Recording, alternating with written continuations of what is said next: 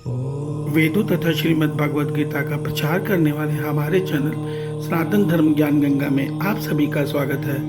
मेरे प्यारे कृष्ण भक्तों, आप सभी को जय श्री कृष्णा।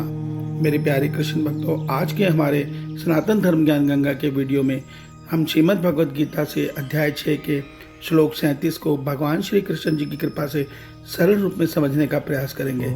जय श्री कृष्णा।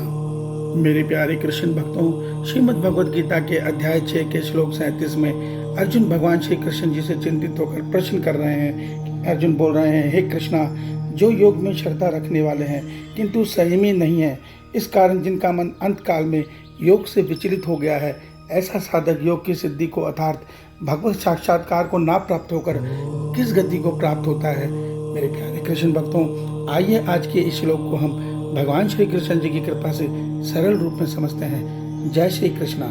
मेरे प्यारे कृष्ण भक्तों, श्रीमद् भगवद गीता के अध्याय 6 के श्लोक 36 में भगवान श्री कृष्ण जी ने हमें यह सत्य बता दिया है कि हे अर्जुन, जिन मनुष्यों का मन वश में नहीं है, ऐसा साधक ध्यान साधना के द्वारा आत्म साक्षात्कार अवस्था तक नहीं पहुंच पाता। इस बात को सुनने के बाद अर्जुन चिंतित होकर भगवान श्री कृष्ण से प्रश्न कर रहा है कि हे केशव, जो साधक योग में श्रद्धा रखते हैं परंतु जिनका मन वश में नहीं है, ऐसे मनुष्य अंत में पथभ्रष्ट होकर आत्म साक्षात्कार ना करके किस गति को प्राप्त होते हैं। मेरे प्यारे कृष्ण भक्तों, ये प्रश्न अर्जुन का जायज है, क्योंकि देखिए, जब मनुष्य भगवत प्राप्ति के राह में ध्यान साधना के मार्ग से लगता है तो उसको मन को संसार से विरक्त करना पड़ता है, मगर जब तक उसका मन वश में नहीं है, वो अपने मन का निग्रह तो करता ही है। वो गलत कामों की तरफ जाने से अपने मन को रोकता है। वो प्रयास करता है कि मेरे मन में वासना ना आए, मेरे मन में कामना, संसार के विषय भोगों की कामना ना आए, मगर उसका मन पूरी तरह वश में नहीं है। क्यों?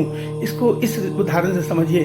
देखिए, जब तक एक मिट्टी का घड़ा जिसको पकने के लिए पूरी तरह से पकना जरूरी है, अगर हम घड़े को ठीक से नहीं पकाएंगे तो उसमें जब हम पानी भरेंगे तो ऐसा घड़ा कच्चा रह जाएगा और टूट जाएगा, क्योंकि पानी से गलकर वो स्थिर नहीं रह पाएगा और टूट जाएगा। और जब वो घड़ा अच्छी तरह तप जाएगा, पक जाएगा, तो ऐसे घड़े में पानी आसानी से ठहर जाएगा। इसी प्रकार ये मन, भगवान श्री कृष्ण जी हमें यह सत्य बता चुके हैं अध्याय 2 से अध्याय 5 तक कि कर्मयोग की वो साधना है। भगवान ने एक एक श्लोक में हमें बहुत बारीकी से कर्मयोग की साधना को बताया है, जिसको सुनकर मनन करके मनुष्य का मन पक्के घड़े के समान बिल्कुल विरक्त हो जाता है। वो मन को जबरदस्ती विरक्त नहीं करता, उसका मन संसार से स्वयं ही विरक्त हो जाता है विवेक ज्ञान के द्वारा। क्यों? देखिए, मन की एक बहुत बड़ी आदत है, जो श्रेष्ठ है मन सदैव उसको चाहता है। जब आपके पास साइकिल की जगह स्कूटर आए या स्कूटर की जगह गाड़ी आए तो मन हमेशा अच्छी चीज को ही पसंद करता है।